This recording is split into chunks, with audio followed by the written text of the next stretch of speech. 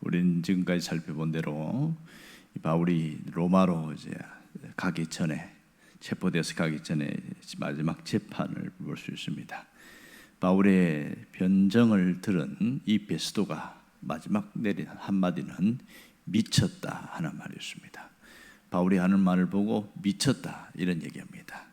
이 구약 성경에 능통한 이 바울을 향하여 학문이 너를 미치게 했다 이런 얘기합니다. 이와 비슷한 말이 사도행전 2장에도 나옵니다. 사도행 2장에서 성령의 강림이 사건이 있었는 이후에 베드로가 설교를 했더니 거기에 모인 사람들이 비슷한 얘기를 합니다. 어떤 성령 역사에 대해서 인정하지 않으려고 하니까 세술에 취했다 이렇게 이야기합니다. 똑같은 말이 되겠죠. 바울은 학문이 능통하니까 그에 대해서는 미쳤다고 이야기하고, 베드로는 학문이 별로 없는 사람이니까 세술에 취했다, 술 취한 사람이다 이렇게 표현하고 있습니다. 하지만 둘 다 성령 역사가 나타난 것은 맞지요. 그 다음에 시선이 어디로 향했냐면 바로 아그리빠 왕이 이야기합니다. 아그리빠 왕에서 오늘 26절부터 이어지는데 27절을 보면 이런 얘기입니다. 아그리빠 왕을 향하여 선지자를 믿으시나이까 이 말을 합니다. 선지자를 믿으시나이까. 왜 바울이 밑도 끝도 없이 선지자 얘기를 끄집어냈을까요? 이 아그리빠가 선지자를 안 믿기 때문에 이 말을 한 겁니까? 아니면 믿지 않지만 믿는 척하기 때문에 그런 것인가? 도대체 선지자 이야기를 왜 끄집어냈을까? 이게 의문점이 되겠지요. 분명히 보면 22절에도 앞에 보면 선지자와 모세가 반드시 되리라고 말한 것 없다 하면서 그 선지자 이야기를 먼저 끄집어낸 적이 있어요. 그러면 왜 아그리빠에게 이 선지자를 믿으시나이까? 이 얘기를 왜 꺼내냐? 이것은 그가 갖고 있는 직책 때문에 그렇습니다. 아그리빠 왕은 자신의 직책상 그는 선지자를 믿어야 하는 그런 자리에 있었습니다. 그가 가진 직책이 뭐냐면 성전, 유대 성전에 대한 후견인, 다시 말해서 보호자로서 직책이 있습니다. 그리고 대제사장 임명권을 갖고 있습니다. 우리가 보는 것처럼 사도행전 24장에서는 분명히 바울이 재판을 받을 때 대제사장이 누구였냐면 아나니아였습니다. 그러다가 25장에 와서는 갑자기 이스마엘로 바뀌어버려요. 그럼 어떻게 된 거냐? 옛날에는 이 대제사장이 죽으면 새롭게 세웠습니다. 그런데 신약에 와서는 대제사장이 살아있지만 문제가 있거나 어떤 경우에는 바로 살아있는데 교체해버리는 경우가 있습니다. 예수님이 살아계실 때도 직전 대제사장, 현 대제사장 두 명이 나옵니다. 가야바, 안나스 뭐 이런 사람 나오듯이 말입니다. 자, 그러면 이걸 누가 이것을 임명하냐? 바로 이 분봉왕, 이 헤롯 왕이 임명권을 갖고 있습니다. 그러니까 바로 이전에 제사장이었던 아나니아를 없애버리고 당신은 그만하시오 하고 끝내버리고 이스마엘을 다시 임명했던 그런 일들이 있습니다. 그런 직책상 선지자를 믿어야 됩니다. 문제는 지금 청문회상에서 공개석상에서 선지자를 믿으시나이까 이랬을 때 내가 안 믿는다 이러면 상당히 곤란해지는 거죠. 왜냐하면 자신의 직책이 선지자에 대해서 지금 옆에 있는 다른 대제사장이나 다른 시민들이라든지 중요 관리 있는 사람들이 유대인들인데 안 믿는다고 했을 경우에는 그 유대인들의 정체성 자체를 부정하는 것이 되기 때문에 구약 성경에 나와 있는 선지자를 안 믿는 것은 말이 안 되는 거거든요. 그럼 믿는다 이렇게 말하게 되어지면 지금 예수님이 메시아로 왔는데 이분은 구약에 말한 선지자들이 얘기한 메시아다. 그러면 선지자가 말한 메시아, 그러면 예수를 믿어야 되는 상황이 되어버리는 곤란한 상황인 거예요. 믿는다고 말할 수도 없고 안 믿는다고 말할 수 없는 아주 곤란한 상황입니다. 그런데 여기에서 바울이 피해갈 수 있는 길을 터주지요. 바로 뭐라면 자신이 질문하고 자신이 대답합니다. 선지자를 믿는 줄 아나이다 이러면서 길을 터줍니다. 그렇게 해서 위기를 모면하게 만들어주는 이런 일들이 있어요. 그럴 때 이제 바로 아그리빠가 거기에 대해서 대답을 하고 있죠. 그것이 오늘 28절입니다. 네가 적은 말로 나를 권하여 그리스도인이 되게 하는도다 이렇게 말합니다. 적은 말로 여기서 적은 말이라는 것은 짧은 시간 안에 이런 뜻이 될 수 있고요. 또 많은 긴 토론이 아닌 이 짧은 시간 안에 짧은 변론 뭐 두 가지가 다 포함된다고 할 수 있습니다. 자, 그러면 여기서 이 아그리빠가 하는 말이 공감의 표시인지 아니면 왜 나를 그리스도인이 되게 만들려고 하느냐 이 부정의 표시인지 애매합니다. 이 부분은. 그러니까 이게 어떤 분이 뭐라고 표현하냐면 상당히 수사법으로 볼 때에 아주 능숙한 그런 수사법이다 이런 얘기합니다. 아주 능숙한 수사법이라서 이렇게 생각하는 사람은 이렇게 받아들이고, 그러니까 이 바울의 반대편에 있는 사람에게는 이 왕이 이 부정적으로 얘기하는구나 이렇게 받아들일 수 있게 막 표현한 거고, 또 긍정적으로 생각하는 사람은 야 아그리빠도 내가 하는 말에 공감했다 이렇게 할 수 있는 기가 막힌 수사법이다 이렇게 표현되고 있습니다. 어쨌든 이렇게 얘기했을 때 바울이 아주 충격적인 얘기를 합니다. 그것이 오늘 우리가 읽은 29절이지요. 29절에 보면 뭐라고 얘기합니까? 내가 이렇게 결박된 것 외에는 모두가 나와 같이 되기를 원합니다. 이렇게 말합니다. 내가 결박된 것 외에는, 지금 내가 이 죄수로 체포된 것 외에는 모든 사람이 나와 같이 되기를 원합니다. 이건 굉장히 충격적인 말이라고 할 수 있지요. 생각해 보세요. 신분이 아주 고관 대작들이고 생사여탈권, 당신에게서 죄가 있는지 없는지를 판단할 수 있는 그 재판장 앞에서 이런 말을 한다는 것, 이게 바울이 어떤 모습입니까? 죄수의 몸이잖아요. 그런데 나와 같이 되기를 원합니다. 말도 안 되는 그런 황당한 얘기를 하고 있는 거죠. 그러나 이것은 굉장히 심오한 뜻을 갖고 있습니다. 이 무슨 뜻입니까? 나와 같이 되기를 원합니다. 이것은 여기에 있는 모든 사람들이 십자가 복음으로 거듭나서 새로운 삶을 살기를 원합니다. 이런 뜻이지요. 그래서 자신이 후회 없는 삶, 다시 말해서 만족이 있는 삶, 행복한 삶을 사는 자가 되기를 바랍니다. 바울은 그 얘기를 합니다. 자신이 십자가에서 예수님과 함께 죽어졌고 예수님의 마음에 그 생명이 되었고, 그리고 그 마음의 주인이 주님이심을 분명히 하였기에 그는 더 이상 묶여있는 자가 아니고, 더 이상 얽매인 자가 아니고, 더 이상 후회하는 삶을 사는 자가 아니었다는 거죠.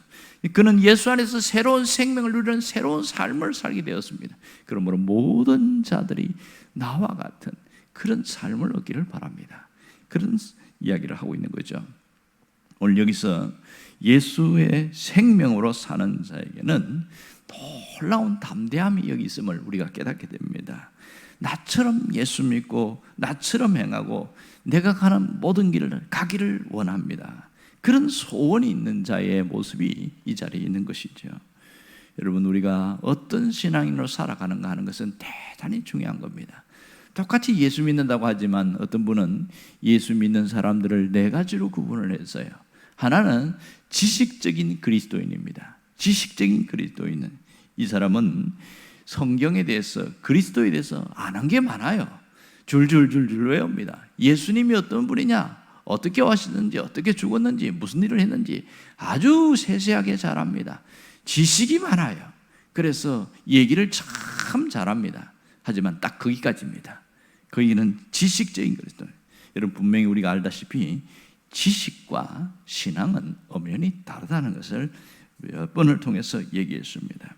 성경에 지식이 많다고 그 사람이 그것이 자기 신앙이라고 볼 수가 없는 것이지요. 그 다음에 또 하나는 뭐냐면 체험이 있는 그리스도인이 있습니다. 체험 교인이 있다는 것이죠. 하여튼 자기가 신앙적 체험이 굉장히 많아요. 이런 분은 병고침을 받았다든지 기도응답 받았든지 영적인 체험을 했든지 자기 경험이 아주 많은 사람이었습니다. 신앙의 주관성이 뛰어나다 보니까 누가 뭐래도 믿음에서 후퇴하는 일이 없어요. 그런 강점이 있습니다. 나는 분명히 하나님에 대해서 나는 안다, 그렇게 경험했다, 이렇게 강조하니까 참 좋습니다. 그러나 단점이 있습니다. 그 뭐냐면 체험을 강조하다 보면 진리의 객관성이 떨어져요. 그러니까 자기 체험을 말씀보다 더 앞세우기가 쉽습니다. 제가 오래전에 그런 분들을 만났는데 이런 분들의 특징은 성경을 잘 안 읽어요.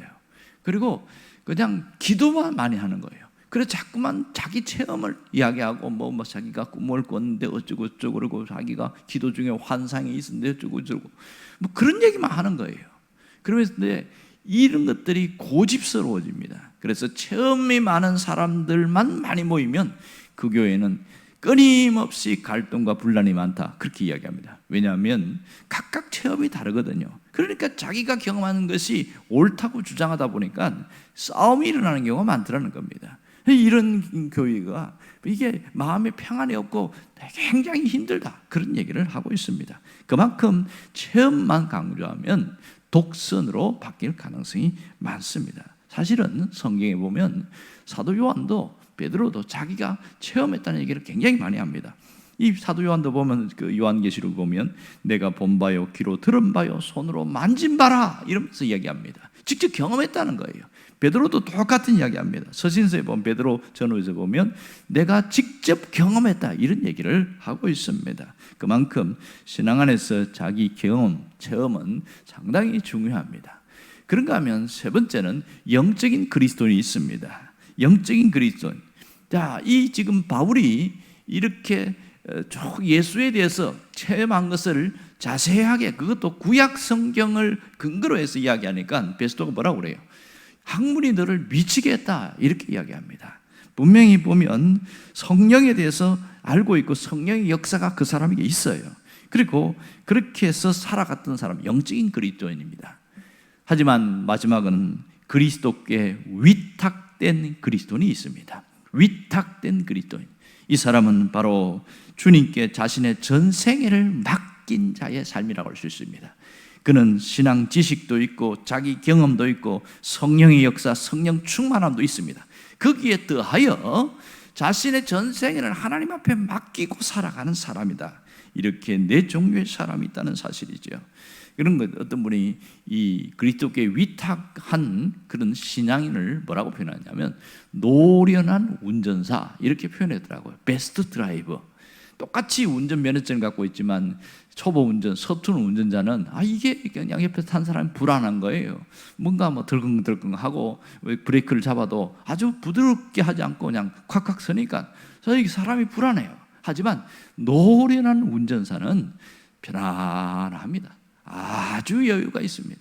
그와 똑같다는 거예요. 신앙생활 할 때 보면, 그러니까 모든 문제를 맡기고 그 말씀에 순종하고 성령의 감화에 위탁된 모습, 이것이 훈련되어지는 것이요, 그냥 저절로 되는 게 아니에요. 끊임없이 말씀으로 자기를 돌아보고 그 말씀 앞에 복종하려고 하고 그 말씀대로 살아가려고 하고, 이것이 반복되어질 때에 그리스도께 위탁된 신앙인으로 살아가게 되는 것이죠.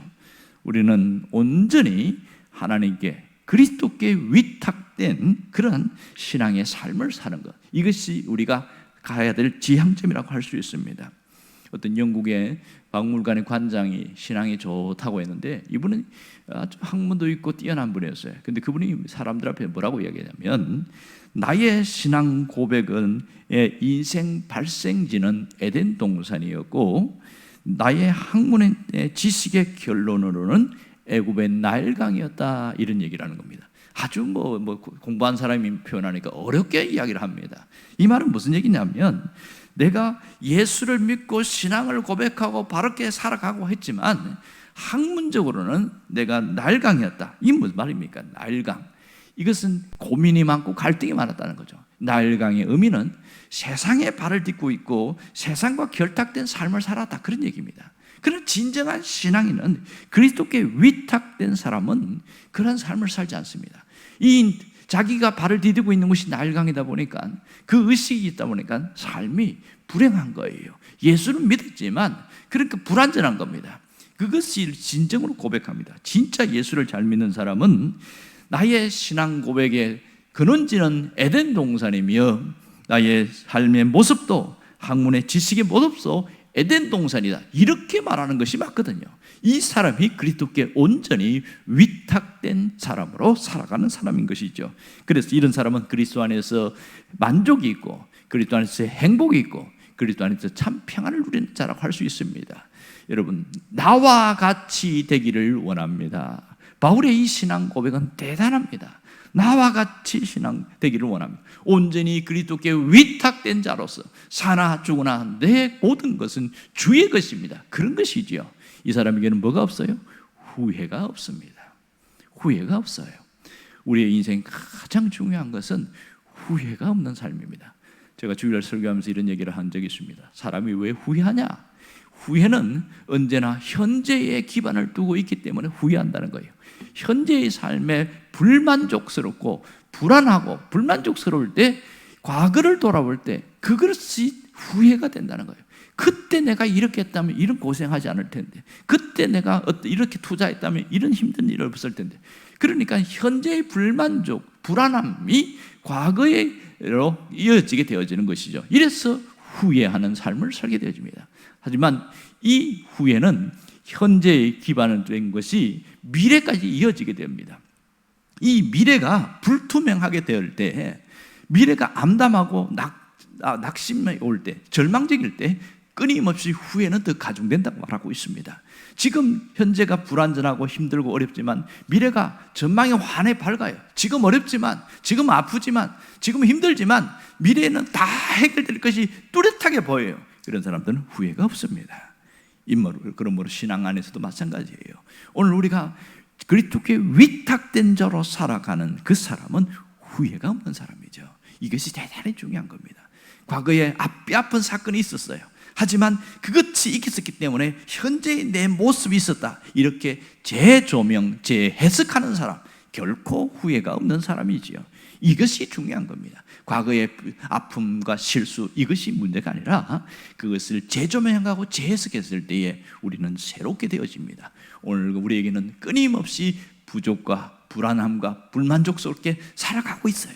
그 가운데서 그리스도께 위탁된 자로 살아갈 때 바울과 같이 고백할 수가 있는 겁니다. 나와 같이 되기를 원합니다. 이것이 온전히 주님 앞에 서 있는 자, 주님을 의지하고 끊임없이 순종하면서 나가는 자의 신앙 고백인 거죠. 오늘 우리가 이런 신앙인으로 새롭게 회복되기를 간절히 바랍니다. 기도하겠습니다.